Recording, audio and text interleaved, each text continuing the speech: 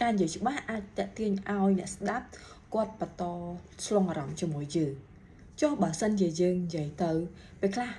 កណ្ដាប់យើងក៏លោះអត់ទាន់ឬក៏យើងនិយាយទៅតឡាន់អញ្ចឹងខ្ញុំមាន tip ចំនួន2ដែលជួយឲ្យទាំងអស់គ្នាអាចអនុវត្តបានហើយងាយស្រួលសម្រាប់ទាំងអស់គ្នាយកទៅប្រើប្រាស់ទី1គឺទាំងអស់គ្នាត្រូវកលាស់អណ្ដាតឲ្យបាន10ជុំទាំងខាងស្ដាំហើយនិងខាងឆ្វេងទី1យើងអាចធ្វើចេះ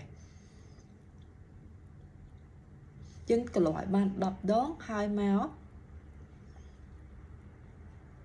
ខាងស្ដាំវិញ10ដងអញ្ចឹងពេលយើងធ្វើអញ្ចឹងវាធ្វើឲ្យដាត់របស់យើងកលាស់តាន់សម្រាប់ចំណុចទី2វិញទាំងអស់គ្នាត្រូវតែអនុវត្តនៅក្នុងការច្រៀងឬក៏យើងនិយាយពីអីដែលរៀងលឺឧទាហរណ៍ថាយើងនិយាយថាពូចាំបន្តិចឬក៏ Can I ask you a question ឬក៏យើងអាចនិយាយពីអីដែលវាអាចធ្វើឲ្យយើងរៀងមានអារម្មណ៍ថាអូខេស្រឡាញ់របស់យើងគ្រប់គ្រាន់នៅក្នុងការនិយាយហើយទាំងអស់គ្នាបើសិនជាមុនទាំងអស់គ្នាឡើងនិយាយលើឆាកទៅសម្ភារឬក៏ទាំងអស់គ្នាឡើង give speech អីទាំងអស់គ្នាអាចធ្វើតាមខ្ញុំបានហើយវាមានប្រសិទ្ធភាពជួយឲ្យទាំងអស់គ្នាកុំឲ្យនិយាយតឡាន់ហើយជួយឲ្យទាំងអស់គ្នានិយាយទៅគេស្ដាប់បានថែមទៀត